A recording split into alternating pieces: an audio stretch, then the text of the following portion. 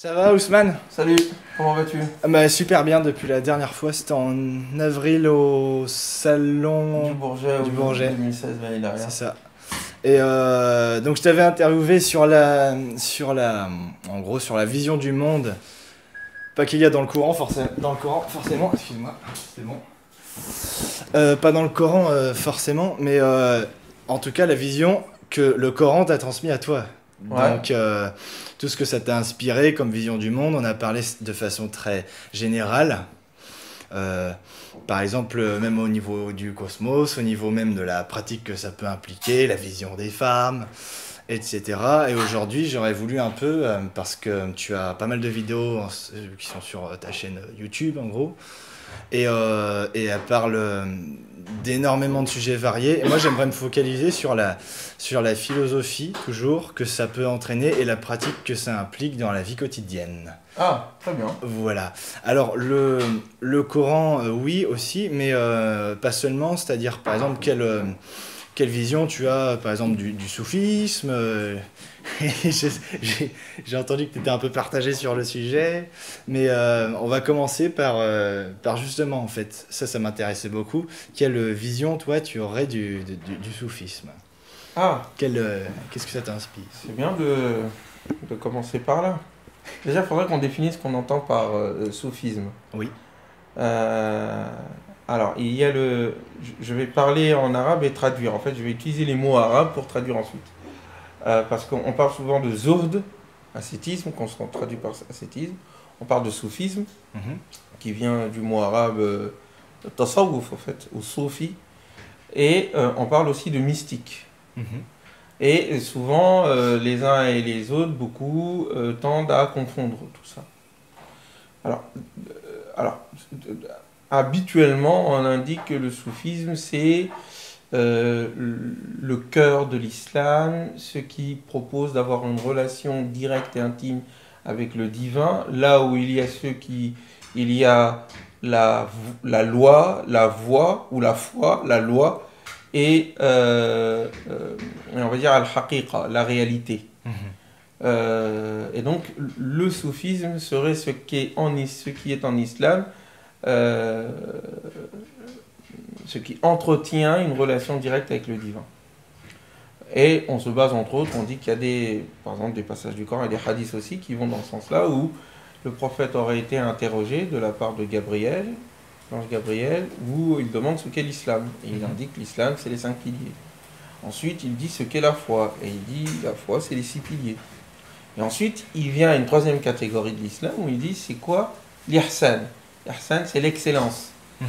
Et le prophète doit répondre l'excellence, l'ihsan, c'est le fait d'adorer Dieu comme si tu le voyais. Et si tu ne le vois pas, sache que lui te voit. Et donc, cette troisième partie, il dit c'est ça la dimension spirituelle, voire mystique de l'islam. Mhm. En réalité, tout cela forme une seule et même réalité. Tout ça, c'est l'islam, en fait. Maintenant,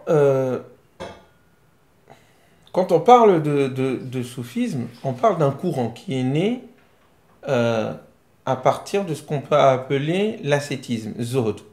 L'ascétisme, c'est quoi? Ce sont des personnes où c'est une façon de vivre le monde dans une forme de détachement. On n'est pas attaché au monde. Et souvent, on en vient à dire qu'il s'agit de faire vœu, entre guillemets, pour parler comme un chrétien, de pauvreté, de détachement, de renoncement. C'est pas exactement ça. Le zuhd, c'est pas la pauvreté. Et en fait, c'est le fait de se détacher de quelque chose que l'on possède, ou Mhm. que l'on peut avoir. Le prophète et ses compagnons, et ce que l'islam, de manière générale, indique à travers la révélation du Coran, c'est l'idée d'un dépassement de ce monde. Mhm. On est dans ce monde, il ne s'agit pas de le nier ou de renier le monde, mais il s'agit de ne pas s'y attacher non plus. Il s'agit de relativiser. Dans une telle attitude, le monde, on peut le posséder sans être possédé par le monde. C'est pour ça que ces gens-là ont su mettre en place une civilisation, construire des villes, écrire des livres, féconder tout un tas, fonder une nouvelle culture, donc en fécondant ce monde, tout en même temps en parlant de Dieu, en parlant de l'idée que ce monde est éphémère et qu'il y a quelque chose qui est au-delà. Qu'à la base, c'est ça le Zuhd, qui n'a rien à voir avec le renoncement chrétien, où il s'agit carrément le monachisme, ou le monachisme, où il s'agit de se détacher de ce monde, des femmes, des plaisirs. Non, on peut avoir du plaisir, on peut être dans ce monde, sans que ce monde ne nous possède en soi. À la base, c'était ça le Zuhd. Puis ensuite, des événements vont avoir lieu. Je ne rentre pas dans les détails, notamment des conflits qui vont avoir lieu après le prophète, qui vont avoir un impact sur la conscience musulmane. On appelle ça la grande fitna. Il y a aussi l'introduction de nouveaux convertis avec leur culture, perse, chrétienne, juive, manichéenne et autres, etc., qui vont intégrer le monde de l'islam et qui vont venir avec leur culture et qui va influencer, entre guillemets, cet ascétisme-là et le transformer en soufisme. Le soufisme, à ce moment-là, ça devient quoi? Ça devient quelque chose de beaucoup plus pensé, beaucoup plus théologico, moral. Dans le sens où il va y avoir des personnes qui vont penser la relation avec le divin, qui vont penser les différentes étapes de relation avec lui, le type d'éducation que l'on peut avoir pour avoir la piété, la conscience de Dieu, la persévérance, la patience. Donc il y a tout un enseignement qui se met en place en même temps que les autres disciplines de l'islam, le droit et la théologie et autres, et qui va à un moment donné devenir un courant, une discipline en soi. Et c'est souvent en réaction par rapport à d'autres choses qui se passaient dans le monde musulman, où il y a eu des empires qui sont mis en place avec une rupture avec le modèle prophétique et le modèle des 4 premiers dirigeants après le prophète, où il y avait une attitude, justement, comme je l'ai dit, de distance. Le monde, on ne vit pas pour le monde, quoi. Le monde est à notre service pour une cause supérieure. Donc ce changement ayant lieu, ça va avoir de grosses conséquences sur le plan social, culturel, notamment avec la naissance du chiisme aussi. D'où le fait que beaucoup de gens font le lien entre l'ascétisme, le chiisme et le soufisme. D'accord, oui. Donc le chiisme qui au début est une prise de position du côté de Ali, qui est le gendre du prophète et qui est en même temps le 4e calife, et qui va être en fait le père de tous les descendants du prophète, puisque c'est lui qui va épouser sa fille, Fatima. Donc toute la descendance du prophète viendra de lui. Donc le fait est que quand il est calife, il y aura une guerre civile qui va l'opposer à la famille des Omeyyades, qui sont une autre faction de la famille des Quraysh, de la tribu Quraysh, tribu du prophète. Donc c'est ces derniers qui vont prendre le pouvoir à la fin, parce qu'Ali va se faire assassiner, et pour éviter la guerre civile et les meurtres incessants, son fils, Hassan, qui est aussi un des petits-fils du prophète, va lui céder le pouvoir, avec en échange l'idée que, à la fin de sa vie, la décision de choisir le gouvernant reviendra à la communauté. Bref, il va revenir sur cette parole-là. Donc ça va entraîner plein de choses. Et le chiisme, ce sont ceux qui étaient du côté de Ali. D'abord, sur le plan politique, et sur le plan aussi des valeurs, d'ascétisme, de renoncement, et de se tourner vers l'idéal supérieur qu'est le divin. Donc, chiisme, ascétisme et soufisme vont être connectés ici. Puis ensuite, il va y avoir des évolutions, comme je viens de l'indiquer. Puis ensuite, on arrive, après le soufisme, vers quelque chose qui est plus de l'ordre du mystique. Oui, c'est ça. Qu'est-ce que le mystique? C'est celui qui parle plus de relations intimes avec lui, de fusion. C'est même plus juste une relation directe, mais là c'est vraiment intime et c'est ça. C'est ça, on se confond même à Dieu, quoi, avec Dieu. Ça. On cherche la rencontre de Dieu. Donc, c'est d'où le fait que certains font la distinction entre ascétisme, soufisme et mystique. Bien sûr. Le mystique étant quelque chose qui est plus de l'ordre de la relation avec le divin, d'amour. Donc il va y avoir une évolution et voire même, j'allais dire d'incarnation, En tout cas, de l'idée que on peut être en Dieu et Dieu peut être en nous. Et ça va donner naissance à un certain nombre de scandales qui ont eu lieu au 9e, 10e siècle. Avec Al-Hallaj, effectivement, avec Al-Bastami et d'autres. Al-Hallaj étant le plus célèbre. Donc ils vont dire, il n'y a rien d'autre ici que Dieu. Alors, beaucoup de gens disent oui, mais il était dans l'ivresse spirituelle, donc il ne fallait pas prendre à la lettre ce qu'il dit. Moi, je pense que il faut prendre au sérieux ce qu'il disait. Il disait clairement la possibilité que Dieu s'incarne en un homme et que l'homme se dilue dans le divin. Donc il n'y a plus de distinction entre le divin et l'humain. Bon, ce qui pose problème dans la vision coranique. Mais tout ça, c'est dû aux différentes influences dont je viens de parler. Et si là, je te coupe, est-ce que c'est peut-être impropre d'en parler comme ça, mais on parle souvent d'un exotérisme qui est une relation avec un Dieu extérieur à nous et d'un ésotérisme avec un Dieu intérieur. Est-ce que justement le soufisme, ça serait peut-être impropre peut-être de dire que c'est un ésotérisme de l'islam, c'est ça? C'est un ésotérisme. Disons, si on reprend l'histoire des religions, il y a, quand on regarde le prophétisme de Zarathustra par exemple, et d'autres prophètes, où on nous parle d'un Dieu séparé de l'homme, nécessairement séparé de l'homme, pour que celui-ci puisse recevoir ses ordres de la part d'un prophète.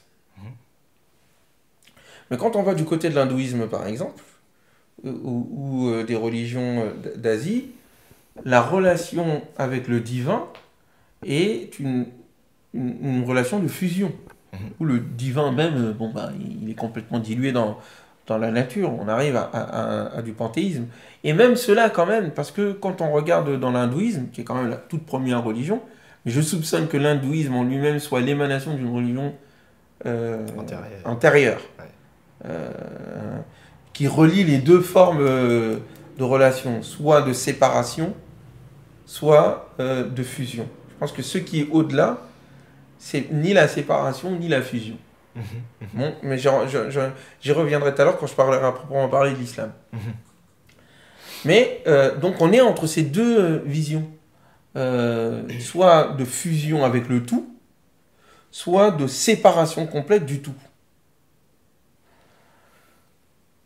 Et l'hindouisme et ce que ça va donner ensuite avec le bouddhisme, le shintoïsme et autres, on peut dire que c'est une vision du monde et du cosmos que l'on va retrouver dans les différentes religions dites monothéistes, mais sous forme de groupes à part. Parce qu'on trouve ça, le mysticisme, on le trouve dans toutes les religions. La Kabbale chez les juifs, on a la mystique chrétienne et autres. Et la même chose va avoir lieu du côté des musulmans. Mais on peut parler aussi de la mystique du côté aussi grec, avec les néoplatoniciens, quelque chose qui est présent dans toutes les religions à mon avis. Donc l'expérience religieuse humaine est en tension entre ces deux extrêmes, entre guillemets. Si on devait schématiser, on va dire qu'en Occident, c'est plus la religion de la séparation, alors qu'en Orient, ce serait plus la religion de la fusion. La question, c'est l'islam se trouve où? Entre les deux, tu dirais? En amont, même. Ouais. Je pense que quand je disais qu'il y avait quelque chose qui existait avant, en fait, il n'y a pas de séparation. Quand on lit le Coran, il n'y a pas de séparation complète avec Dieu. Mais Dieu n'est pas l'humain, et l'humain ne peut pas être Dieu. Mais il y a une relation. C'est pour ça qu'il y a des passages où on parle du Coran, qu'il est le transcendant, l'absolu, l'inatteignable. Les yeux ne peuvent pas, les regards ne peuvent pas l'atteindre, mais lui atteint tous les regards. Et en même temps, on nous parle de Dieu comme étant, il est plus proche que nous que notre propre cœur. Oui. Qu'il n'y a pas un groupe de 4 sans qu'il ne soit le 5e. Donc, en même temps qu'il y a une transcendance absolue où Dieu est inatteignable, on nous fait sentir Dieu comme ça, il est là. Il est là, il est présent. Mais pas une présence palpable. Ouais. Donc, il n'y a pas de fusion, il n'y a pas de séparation. C'est quoi le sens de ce paradoxe en fait? C'est un peu paradoxal de dire que tu as un Dieu transcendant mais qui est à la fois partout. Ou non. Là, ça serait une sorte de panthéisme si Et c'était. tout dépend de ce qu'on entend par partout. Et voilà. Oui. Mais, en fait, c'est tout l'enjeu de la réforme coranique. Parce que l'idée, c'est comment parler de Dieu, l'absolu, en préservant son absolu puisqu'on en parle. Dès lors que j'en parle, je l'ai Relativisé. relativisé, puis c'est moi qui en parle. Mais il est nécessaire que j'en parle, pour que je puisse avoir une relation avec lui. Il est nécessaire que je puisse imaginer Dieu. Et sinon, c'est pas Dieu, c'est abstrait. Certains sont partis jusque-là. Quand on lit certains néoplatoniciens, mais certains mortazilites et autres, on nous parle d'un Dieu de manière négative. Dieu n'est pas, Dieu n'est pas, Dieu n'est pas. Et puis à la fin, tu te retrouves avec un Dieu sans aucun attribut, quoi. Donc c'est un Dieu qui sert à rien, quoi. Autant dire qu'il n'existe plus. Ouais, c'est pour ça d'ailleurs, quand on lit Porphyre, celui qui va commenter, entre autres, Platon, Aristote et Plotin, on nous parle d'un Dieu tellement inaccessible qu'il est le principe premier que rien ne peut nommer et qui ne crée rien. Bon, après, c'est pour ça qu'ils ont besoin, à un moment donné, de parler ensuite d'une émanation qui va donner naissance à la raison première, et puis cette raison première va donner naissance à l'âme universelle. Bon, et tout le délire qui existe un peu partout, même dans le soufisme. Ça, cette partie du soufisme où moi, je suis pas d'accord. C'est un délire de fou qui n'est fondé sur rien du tout, ni sur la révélation, ni sur la raison, et qui est pour moi une forme de récupération des anciennes religions. D'accord. D'infiltration. Moi, je le comprends pas. Tu parles des religions panthéistes ou païennes, non? Oui, panthéisme, en tout cas d'idolâtrie, Oui. qui veulent confondre Dieu avec l'humain. Parce que la séparation complète et la fusion complète a un même objectif, conscient ou inconscient. C'est de faire de l'homme, ou d'un des hommes, un roi par exemple, un dieu, ou de faire de Dieu un humain, pour mieux ensuite faire confondre les normes auxquelles on aspire avec l'instant présent. Et donc du coup, tu proclames la fin de l'histoire. Tu proclames le droit du plus fort. Tu proclames le déterminisme. Parce que si le monde est ce qu'il est tel qu'il est, donc ça veut dire rien ne peut bouger. Voilà, si rien ne peut bouger, donc il est normal que moi je sois pauvre et que lui soit riche. Donc on vient dans une forme de hiérarchisation. C'est ce vers quoi va déboucher malheureusement et le soufisme, une partie du soufisme et une partie du schisme. Donc, et c'est quelque chose d'ancien. Donc c'est pour ça que le Coran insiste pour avoir une vision de Dieu qui permette à la fois la relation avec lui, mais une relation qui évolue parce qu'il est toujours au-delà. S'il est présent, c'est-à-dire s'il est atteignable, l'évolution ne peut plus être possible. Donc l'être humain ne peut plus grandir. Donc il est nécessaire d'avoir une vision de Dieu qui soit non pas de l'ordre de l'inapprochable, il est inatteignable, ça c'est sûr. Mais on peut s'approcher de lui. Donc, mais pour qu'on s'approche de lui, il faut qu'il reste inatteignable. Je vois. Est-ce que tu comprends ce que je veux dire? Je comprends très bien. Voilà. Mais c'est pas frustrant, ça? Pourquoi? Ben, que tu puisses jamais l'atteindre. Non. Que tu puisses jamais entièrement, pas être uni, mais être un avec lui. Mais c'est pas possible. Et sinon, c'est pas Dieu. Ah oui. Et il n'y a pas de frustration. Pourquoi? Parce que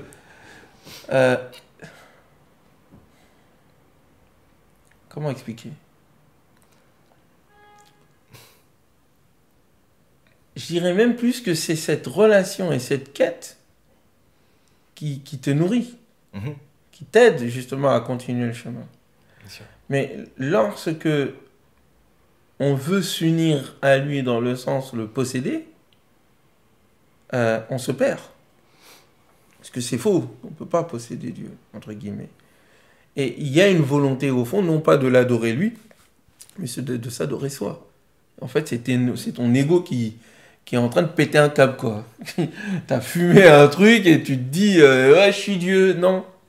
Donc, cette perturbation, entre guillemets, psychique, spirituelle, civilisation et culturelle, c'est ce qui fait qu'à un moment donné, on a des civilisations qui se croient supérieures et qui se croient, qui pensent qu'ils ont le droit d'aller attaquer d'autres spiritualités ou d'autres cultures.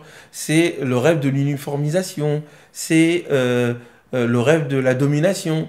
Tous les dictateurs, toutes les civilisations qui vont massacrer d'autres civilisations, toute l'idée de peuple élu, de race supérieure, c'est le même délire. C'est qu'à un moment donné, il s'est pris pour l'alpha et l'oméga de l'univers. Et après, il habille ça en amour de Dieu, en ceci. Moi, j'ai tellement atteint un niveau que je suis au-dessus de tout le monde. Non, non, non, non. Quel que soit ton niveau, Dieu est toujours au-delà de toi. Et que face à Dieu, on est tous égaux. Et c'est intéressant. Moi, souvent, je fais référence à un manga qui s'appelle L'Alchimiste. Full Metal Alchemist. Full Metal Alchemist, ok, oui. C'est extraordinaire. Parce que il fait référence à la culture alchimiste ancienne que le Coran est venu justement dépasser. Mais le scientisme, comme l'alchimisme, soit on est dans la fusion avec le tout, soit on est dans la séparation du tout et le désenchantement. Mais c'est le même orgueil, entre guillemets, de figer l'univers et sa réalité avec ce que l'on est. Et à un moment donné, dans l'un des épisodes, tu as le type là, comment il s'appelle, le père, il l'appelle père. Celui qui justement avait fait tout le sacrifice humain et avec le père de Full Metal Alchemist. Et à un moment donné, vers les 2 derniers épisodes, je crois, quand il arrive à avaler tout le monde, ce qu'il veut, c'est avaler Dieu. C'est ça qui se passe dans le film. Et ensuite, il se perd, en fait. C'est comme ça qu'il se perd. Et cette idée, à un moment donné, de fusion avec l'ultime, pousse ce délire à vouloir s'imposer à tout le monde et à massacrer tous ceux qui ne sont pas dans son cadre. Donc à uniformiser tout le monde, à ne pas laisser l'expression de la diversité. Donc c'est ça le danger. Et c'est ce pourquoi tous les prophètes, quand ils viennent les uns après les autres, disent il n'y a qu'un seul Dieu.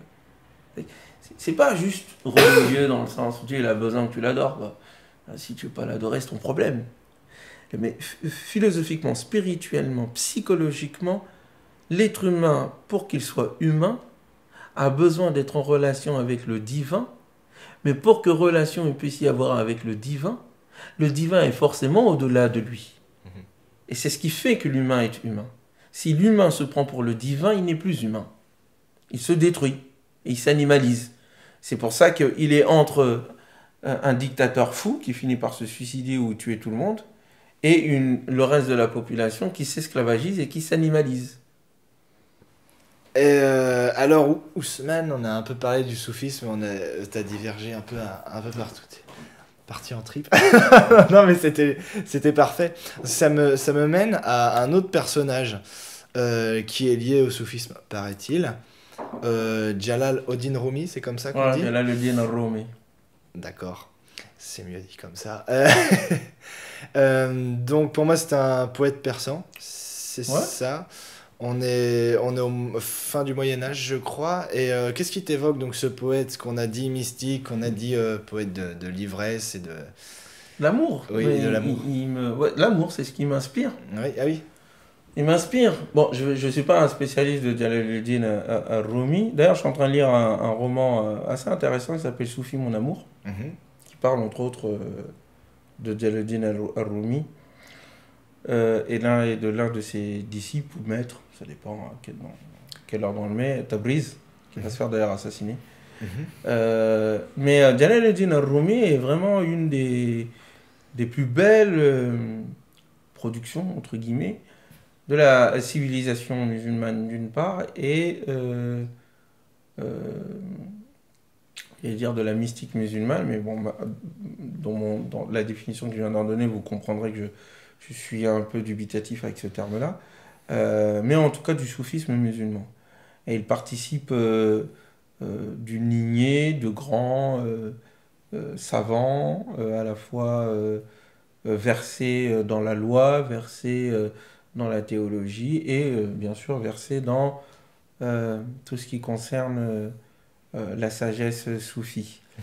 Et ce qui est bien avec cet homme, c'est que il montre comment, avec l'islam et la relation avec le divin au fond, intime, personnelle, non pas dans le sens fusion, mais dans le sens relationnel, un homme peut devenir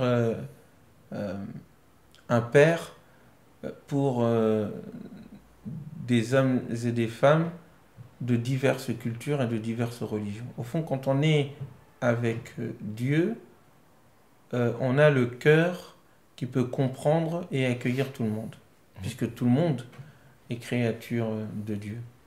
Donc c'est ce qu'il y a de beau chez cet homme. Après, sur le plan philosophique,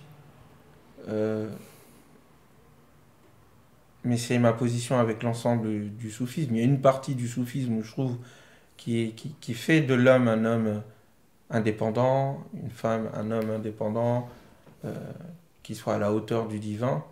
Et il y a une partie du soufisme qui vise à installer et qui finit par installer un clergé et une obéissance aveugle à un tel ou un tel, et puis un business derrière. Donc je ne mets pas Jalaluddin al-Rumi dans le côté du business, bien sûr. Je le mets dans le côté authentique d'une personne qui a cherché sa relation avec le divin et qui montre que quiconque est sincèrement engagé dans cette voie trouve sa réponse. Pas la réponse, pas celle des autres, sa réponse. Le soufisme, au fond, c'est la partie individuelle, au fond, de la relation avec le divin, où c'est ta relation. Tu ne te contentes pas de la relation d'autrui écrite dans un cahier ou dans un livre. Tu expérimentes par toi-même la relation avec le divin. Si je devais définir le soufisme, ou ce qu'il devrait être, d'un point de vue coranique, c'est vivre soi-même sa relation avec le monde, au-delà de la lettre des mots ou de la lettre des commentaires que l'on en fait et que l'on te montre. Je sais pas si tu comprends. Bah, c'est un truc qui te parle à toi-même, ça. Ah bah oui, Bah, à fond. forcément, quand moi je lis le Coran, je le lis directement. Ouais, ouais. Et j'en tire un enseignement qui m'est propre. Ça ne veut pas dire que l'enseignement qui m'est propre me fait sortir du cadre, puisque le cadre, le Coran me le donne. Mais dans ce cadre-là, personne ne peut pas avoir la relation avec le divin à ma place. Comme personne ne peut pas manger à ma place. Si tu manges à ma place, c'est pas moi qui mange. Comme personne ne peut aimer à ma place. Voilà. On peut tous parler d'amour, mais chacun doit vivre l'amour à sa façon, quoi. Et tu peux pas vivre par procuration l'amour, quoi. C'est pauvre. Et donc ça, c'est ce qui fait les aigris et les gens un peu fous furieux qui finissent par haïr l'amour. Et bien justement, ça me mène à une partie que j'aurais voulu explorer avec toi, c'est de parler donc de la... Si on peut parler de ça, de la spiritualité et de la philosophie issue du Coran, par rapport à des thèmes. Par exemple, qu'est-ce que tu as tiré du Coran par rapport à la vision de l'art? Qu'est-ce que ça doit être les artistes? Il n'y a pas de religion sans art. Oui. Et l'une des crises du monde musulman, c'est qu'ils ont une religiosité, il n'y a plus d'art. Donc il n'y a plus de goût personnel. Il n'y a plus de relation intime personnelle expérimentée par soi. Donc du coup, la religion finit par devenir une forme de formalisme que l'on rabâche. C'est l'une des causes de la crise du monde musulman aujourd'hui. De même, il n'y a pas de philosophie, ou plutôt il n'y a pas de science sans philosophie. Et c'est parce que la philosophie, on l'a mis de côté, le questionnement sur le sens, la réflexion profonde par soi sur le monde, Mhm. qui fait que quand on n'a plus cela, la science devient un truc que l'on apprend par cœur dans les livres, et donc du coup ça se recroqueville comme peau de chagrin et ça n'évolue plus. Mhm. Donc de l'autre côté, l'absence de l'art, et d'un côté l'absence de l'art, de l'autre côté l'absence de la philosophie, a fait que la religiosité ici s'est transformée en la répétition de rituels réduits comme peau de chagrin, et là-bas la répétition de théories ou de propos ou de commentaires réduit aussi à peau de chagrin, à la répétition à tue-tête. Donc l'art est super important. Mais qu'est-ce que l'art? L'art, c'est, à mon avis,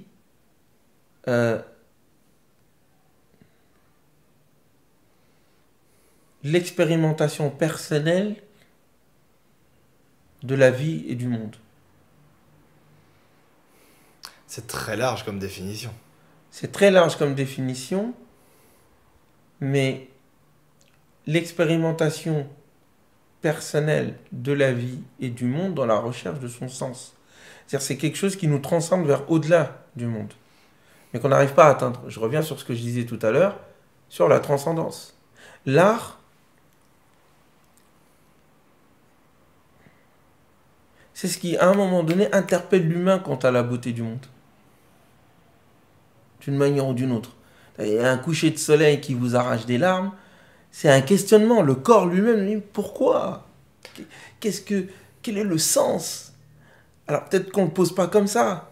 Et les artistes, ce sont ceux qui les mieux arrivent à incarner, entre guillemets, ou à façonner, ou à mettre à portée de cœur et à portée de main ce questionnement-là. Mais il est diffus, il est partout, ne serait-ce que lorsque une rose nous interpelle. Le corps d'une femme, ou d'un homme pour les femmes, moi je ne suis pas homo, donc c'est plus le corps des femmes qui m'intéresse. Mais le corps humain, comme le chant humain, comme la musique, comme la beauté des étoiles, comme la création, comme l'exactitude de la manière dont les choses ont été faites dans cet univers-là, toutes ces choses-là sont de l'ordre de l'art. Ben c'est ça, on parlait d'art et tu nous prends pour premier exemple un lever de soleil, ensuite le corps humain, etc. Et on dirait que pour toi, comme tu le dis, là, il y a un côté artistique dans l'univers, comme si Oui. l'univers était artiste. Comme si Dieu était artiste. Ah voilà, et ben j'allais en venir, je voulais te piéger. Ouais, Donc, comme si Oui, Dieu comme est un si. artiste. D'accord. Comme si. D'où la différence qu'il y a entre la vision coranique de Dieu et la vision aristotélicienne, par exemple, ou néoplatonicienne de Dieu. Le Dieu d'Aristote est un artisan. Mhm. Et un artisan qui finit d'ailleurs par se confondre, entre guillemets, avec la table qu'il a faite. Et donc, qui doit suivre un certain nombre de règles, de buts. D'où le débat qu'il va y avoir entre Al-Ghazali, un autre soufi, et philosophe aussi, mais contre les philosophes de l'époque, aristotélicien. Mais, alors que le Dieu du Coran est un Dieu libre. On ne peut pas déterminer l'action de Dieu. Parce qu'on a une vision où la raison, ce que nous comprenons des relations entre les éléments cause à effet, la causalité, les lois de la causalité, on a une vision déterministe de cette loi. En disant que c'est comme ça doit être comme ça, c'est obligé que ça soit comme ça. Dans la vision coranique, c'est pas obligé que ça soit comme ça. Et la beauté de l'univers ne s'explique pas par A plus B. Ça interpelle. On est pas dans le comment, mais dans le pourquoi. Et un pourquoi qui montre un sens, un but, une attention, une intention, délibérément choisie. C'est pas obligé. Et donc c'est ce qui permet de dire c'est beau ou c'est laid. Et la beauté se trouve dans la liberté. Et donc oui, toute cette beauté n'est pas nécessité. Elle est choisie. Pourquoi est-ce qu'elle est choisie? Et pourquoi est-ce que ça nous interpelle? Quel est le sens que ça donne? C'est pour ça que pour prouver, pour ceux qui ont un doute sur l'existence de Dieu, mais si Dieu n'est pas prouvable par la raison n'est pas capable de dire Dieu est et Dieu n'est pas. C'est pas son rôle, elle ne peut pas. Il y a quelque chose quand même qui permet de dire oui, Dieu est. La beauté. La beauté, c'est quelque chose qui n'est pas de ce monde. Ça vient d'ailleurs, c'est pas possible. Et c'est ce qui fait qu'à un moment donné, on est interpellé et que on sent que non, il y a quelque chose qui est quand même au-delà, qui donne la raison d'être de ce monde. Donc oui, si je devais à un moment donné choisir de l'artisan à l'artiste, quel type de Dieu est celui du Coran, il se rapprocherait plus de l'artiste que de l'artisan. Même si Dieu, c'est qu'un exemple que je viens de donner, est forcément au-delà de toute forme de comparaison. Mais l'univers est beau. Et cette beauté en soi doit interpeller les doués d'intelligence si je m'en tiens à ce que dit le Coran. C'est pour ça qu'il parle de signes. Aya. Parce que cette harmonie, cette beauté, tant mathématique que poétique, et les deux sont ensemble, sont reliés, doit interpeller toute personne qui a un cœur vivant. Toute personne qui n'a pas le cœur mort. Toute personne qui a des yeux dans les trous, quoi. C'est dans ce sens-là que l'univers est une beauté et que l'amour, la miséricorde, la justice, la paix ne sont pas des chimères. C'est pas des chimères inventées par les faibles pour reprendre Nietzsche. Non, c'est réel. C'est issu de ceux qui donnent le sens au monde et qui expliquent pourquoi est-ce qu'on sent de la pitié pour une personne, qu'on sent de l'amour, de l'amitié, de l'affection, qu'on a envie de l'aider, même de se sacrifier pour quelqu'un. Bon, c'est cette attitude de l'homme envers son prochain ne s'explique pas par les lois de l'évolution. Il y a autre chose. Donc avec tes propres mots, moi je dirais que, est-ce que tu dirais que l'artiste rend Dieu évident, essaye de rendre Dieu évident, pour un esprit religieux en tout cas? Non, même pour un esprit humain. Si Dieu est le transcendant, quel que soit le mot, on enlève le mot Dieu. Ah voilà. Le mot Dieu. Il y en a, il faut... Oh, il a dit Dieu. Ok, d'accord. Il y a quelque chose qui est au-delà, qui t'interpelle. Tu l'appelles la paix, la miséricorde, le principe premier, bon bref. Quelque chose qui t'interpelle en ton fort intérieur et qui te pousse à te dépasser. Les religieux l'appellent Dieu. Appelle-le autrement si tu veux. Appelle-le amour, paix, miséricorde, fraternité, cosmique ou autre chose. Ouais. Mais au-delà du mot, les religieux en recherche de Dieu, comme les non-religieux, mais est-ce qu'un être humain non-religieux, ça existe vraiment? Ça m'étonne. Il ne fait pas partie d'une religion. Mais l'esprit religieux habite l'homme. Mais c'est la même chose. C'est la même recherche, en fait. Donc on ne le nomme pas de la même manière. Et on n'y va pas par les mêmes chemins. C'est pour ça que l'art et la religion sont si proches. Et que d'ailleurs, la poésie et l'art sont nés dans les temples. Ah. C'est pas les artistes qui ont fait les temples plutôt pour toi. Mais qui t'a dit que ceux qui faisaient les temples n'étaient pas des artistes? Oui. Mais la musique, l'art, qui étaient les dépositaires des livres? C'était, on va dans l'Égypte ancienne, faut aller très loin. Ceux qui étaient les gardiens du temple sont aussi ceux qui étaient les plus savants, qui ont fait avancer la science, même s'ils le gardaient entre eux. Mais à un certain niveau cosmique, science et poésie deviennent une seule et même réalité. Et que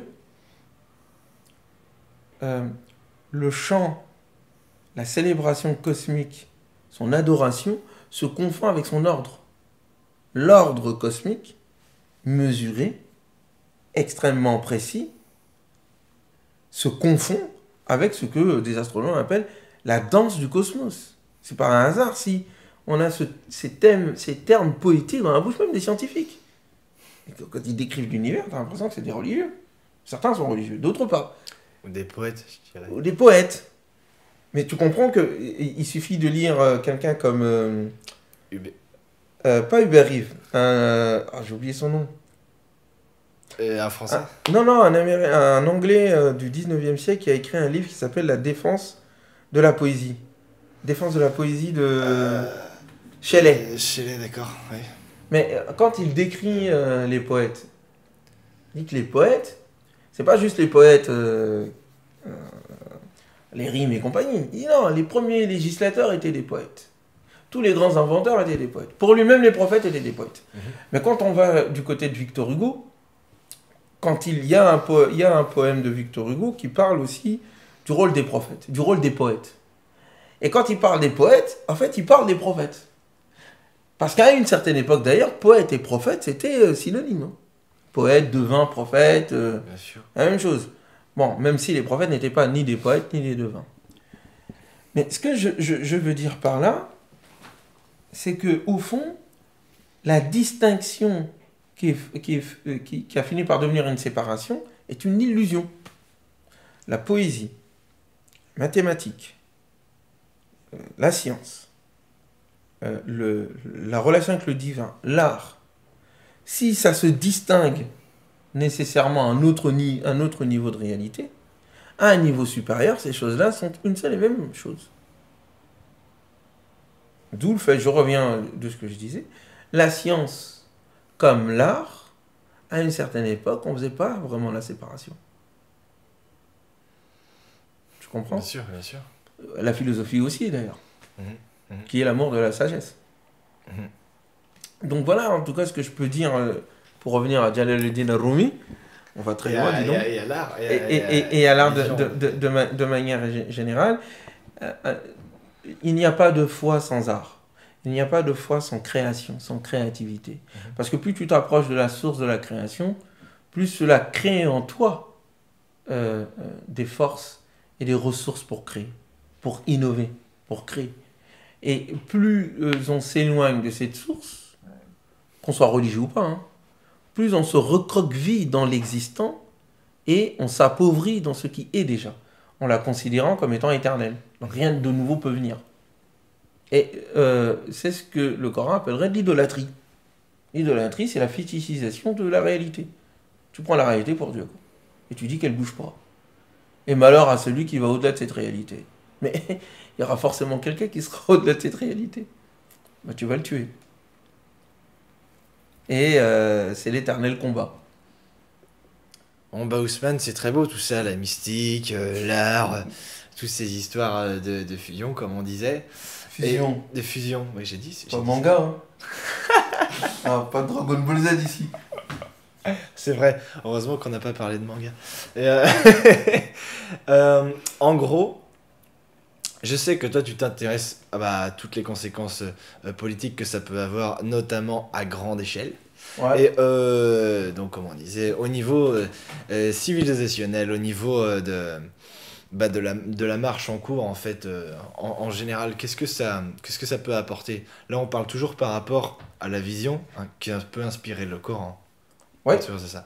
Alors, qu'est-ce que ça peut indiquer, suggérer, inspirer? Bon, en fait, la question c'est est-ce que le Coran est toujours d'actualité? En ce moment, il y a plein de gens, c'est ce sur quoi je suis en train d'écrire en ce moment, qui s'amusent à dire bon, le Coran, en fin de compte, bon, c'est pour l'époque, il faut déconstruire le Coran, il faut réinterpréter le Coran. Faut sélectionner. Voilà, différents passages, parce qu'il y a Daesh, parce que voilà. Et puis d'ailleurs, si les musulmans sont en retard, c'est forcément à cause de l'islam. Au fond, la nature même du message coranique c'est une révolution. Dans le sens vrai du terme, c'est-à-dire une rupture radicale et un bond vers ce qui transcende. Et que le problème, c'est que il va asseoir sa révolution en ayant une critique radicale sur les types de visions que l'on avait de l'homme, où il était obligé de renier son humanité de deux manières, soit en voulant s'identifier à Dieu, et donc ça permettait l'existence d'un roi, un dieu. Les Romains, les Égyptiens, comme les Perses, ont fondé leur régime politique sur ça. Ou d'ailleurs, en reniant son humanité, mais en l'animanisant. Donc on est des moins que rien, l'être humain est un pourri, c'est le péché originel.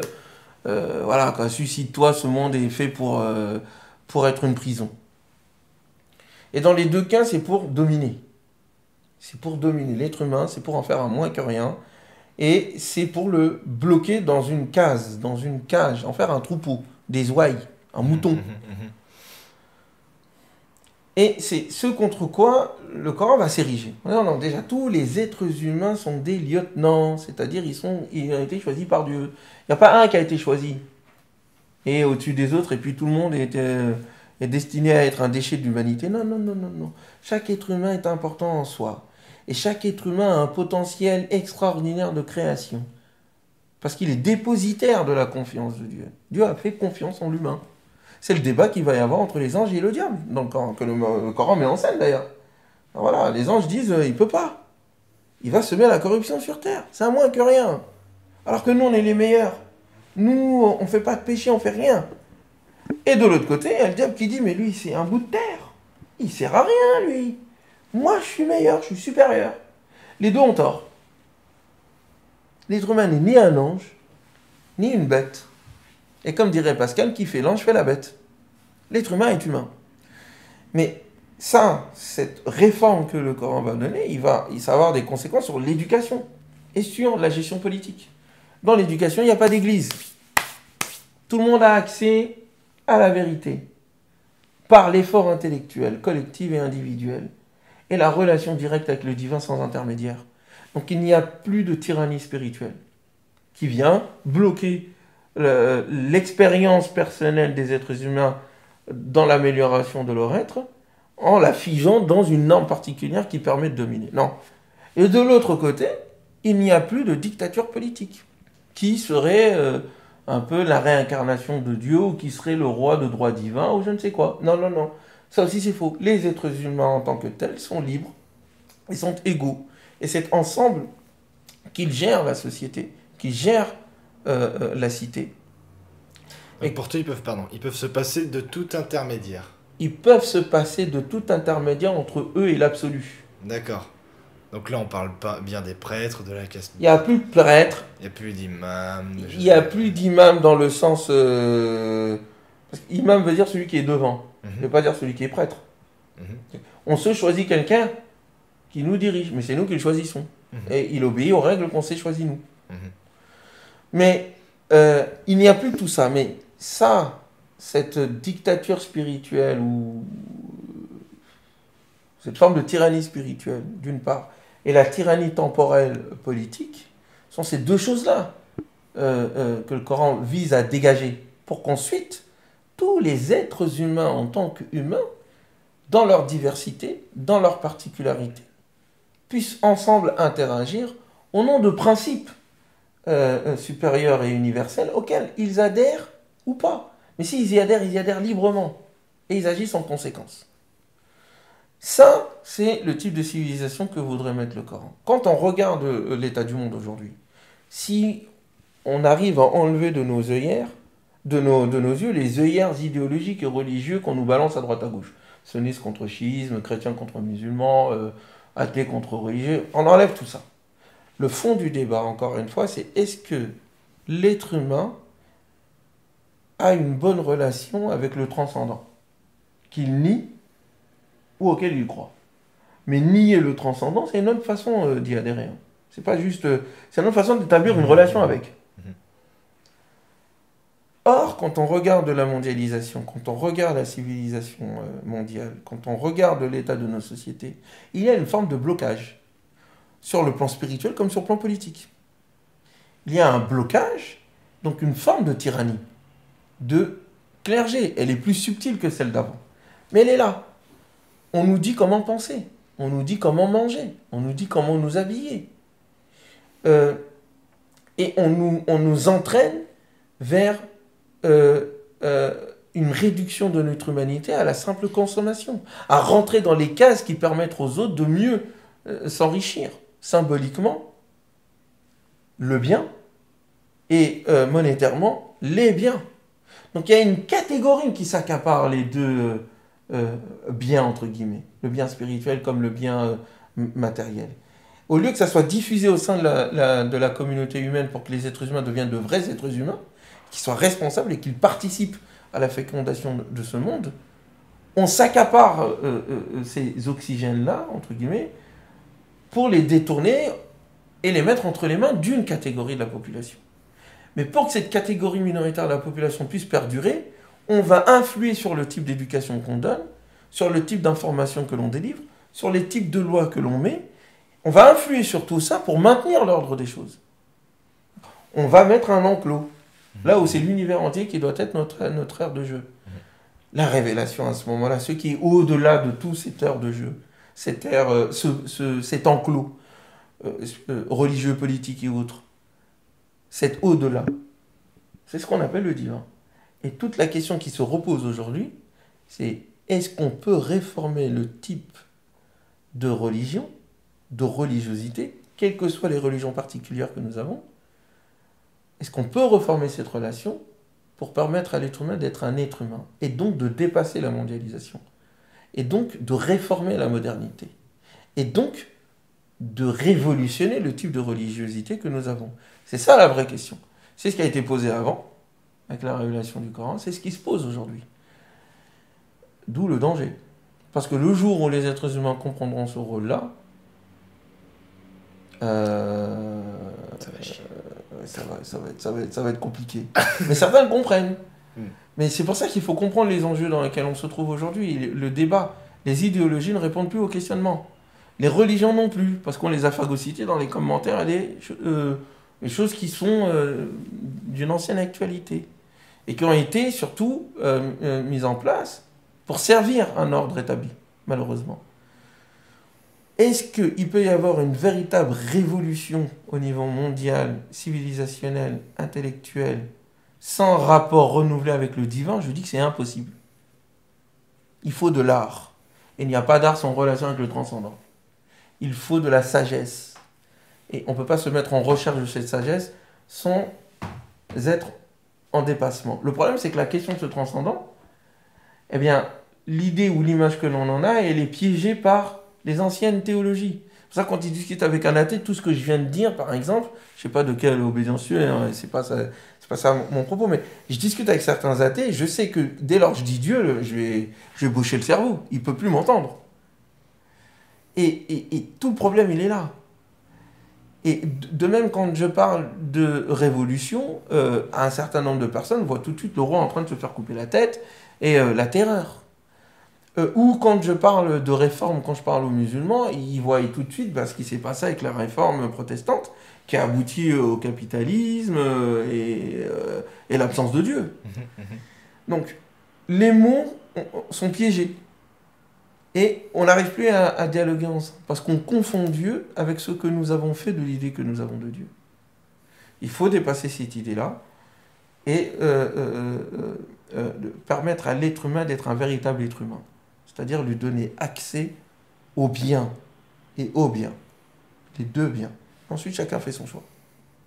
Donc c'est ça l'enjeu et c'est ça la conséquence sur le plan politique et civilisationnel. Il faut aller vers un modèle civilisationnel mondial qui tisse des relations avec le cosmos entier. Donc il y ait une idée du cosmos, de son interdépendance, de sa danse.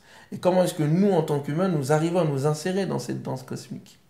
Et comment est-ce que tout cela a un lien, une relation, un impact avec notre relation avec l'environnement, avec notre prochain, avec la décision politique, avec l'argent? Au nom de quoi est-ce que l'argent doit être accaparé entre les mains d'une minorité? Si cette minorité-là fait partie de l'humanité. Mais si elle fait partie de l'humanité, mais qu'elle s'accapare quand même les biens, elle aura besoin de nous déshumaniser ou de se déshumaniser. Ici en se divinisant, ici en nous animalisant. Donc tout l'enjeu est là. Et tu nous dis bien en fait que c'est ça se joue à tous les niveaux d'organisation, c'est-à-dire ça se joue à la fois dans les philosophies, les arts, les spiritualités, Le les sciences. politique. C'est tout ça qui nourrit cette vision de l'interdépendance. Oui, parce qu'il y a un principe supérieur qui relie tout ça en fait. Mhm, Tout ça est une seule et même chose. C'est nous qui les compartimentons en fait, mhm, pour les besoins de la vie, mais ça a un impact. Parce que l'être humain est humain où qu'il soit, dans n'importe quel domaine dans lequel il se trouve. Si cet humain est en soi cassé et corrompu, tout le reste est corrompu. Et ça a des impacts sur les relations au sein de la famille, donc sur l'éducation, donc sur le type d'enseignement, donc sur le type d'être humain, donc le type d'interaction qu'on va avoir, mais aussi comment est-ce qu'on partage les biens. C'est-à-dire, nous avons besoin des uns et des autres, mais ce besoin il est assouvi comment ? En solidarité ou en domination. Et si c'est en domination, ben, il faut justifier cette domination. Donc on va façonner la culture, on va façonner l'éducation qui forge l'humain pour permettre à cette domination d'exister. Donc ça a un impact partout, dans tous les domaines. Et comment on s'en sort, c'est ça le truc. Comment on sort de tout ça? Donc toi concrètement, tu vois beaucoup de ces, pas forcément de solutions, mais en tout cas de choses qui peuvent faire avancer, c'est dans l'éducation. Toi t'es à fond dans cette dimension-là. Pas que. Moi, Pas j'ai que, une ouais, mais je dimension vois bien, trans, elle est plus globale. justement, Mais ouais, la justement. base, effectivement, c'est C'est l'éducation. l'éducation. Mais l'éducation de l'homme a besoin d'avoir une conception de l'homme. Mhm. Donc, tu c'est ça qui est paradoxal, en fait. Tu voudrais unifier les conceptions en une certaine... on les dirait. unifier, pas les uniformiser, mais les relier, oui. Oui, les relier. Il faut une vision globale qui relie tout ça. On peut pas prendre l'économie et le séparer de l'anthropologie. On peut pas prendre... Déjà que l'économie fait partie de l'anthropologie. Mais ça c'est le délire des économistes. De complètement prendre l'économie et le mettre à part, quoi. Il a ses propres règles. Ses propres lois qui s'imposent au reste de l'humanité. Et ça s'appelle le néolibéralisme. Le marché fonctionne tout seul. Et tout le reste de la société doit fonctionner selon les règles du marché. C'est un pur délire. L'être humain n'est pas le marché. C'est quelque chose qui est au-delà de ça. Donc il faut avoir une conception déjà de l'homme qui permette à un moment donné d'avoir l'éducation. C'est l'éducation de l'homme basée sur une vision de l'homme. Et de la société et du monde aussi. Donc, d'où le fait que la question de la religion et de la philosophie est incontournable. On ne peut pas ne pas fonder une civilisation sans se poser les questions premières. D'où on vient, pourquoi on est là, et où on va, quoi. Et quel est le sens de ce monde? On est obligé de se reposer ces questions-là. Et c'est le type de réponse que nous donnons à ces réponses-là qui va fonder tout ce qu'on va faire après. Qu'on le veuille ou non. Et si ça va mal dans ce qu'on fait, il faut qu'on repose la question. Peut-être que la réponse que j'y ai donnée est mauvaise. Le problème, c'est qu'on refuse de se reposer cette question. On veut pas. Pourquoi? Parce qu'il y a des acquis. Parce que, on a nos habitudes. Il y a un système qui s'est mis en place, avec ses injustices, bon an, mal an. Et ça fait mal au cœur de se remettre en question, purée. C'est dur. T'as consacré toute ta vie sur un truc, et tout d'un coup, tu dis peut-être que je me suis trompé. Et mes pères, peut-être mon père s'est aussi trompé. Oh mon Dieu. Donc ça a des enjeux. Pourtant, nous sommes arrivés à une étape où le système mondial, économique, civilisationnel atteint ses limites. On a besoin d'un nouveau modèle. Problème, c'est comment créer un modèle si on a tué l'art? Si on ne se pose plus la question de qu'est-ce qui est au-delà? Si vous partez du principe que c'est la fin de l'histoire, il n'y a rien à inventer. Il n'y a rien à inventer. Mais la fin de l'histoire, c'est une croyance, c'est tout. C'est pas écrit dans le marbre de la réalité. C'est une croyance, on a décidé d'y adhérer. Ou de croire que les choses étaient ainsi. Mais ceux qui aujourd'hui sont en état de révolte, qui posent des bombes ou qui expriment leur révolte différemment, soit dans les manifestations, soit en se shootant, soit en étant en s'éclatant, entre guillemets, dans tous les sens du terme, pour qu'ils puissent créer un nouveau monde et changer le monde dans lequel ils se trouvent, il faut qu'ils se donnent les moyens de le penser. il n'y a pas de moyen de créer un nouveau monde sans avoir une spiritualité conséquente. Donc de l'art. Donc la foi. La foi en quoi? Ça, chacun doit décider. Une foi, la foi. Il n'y a pas de foi.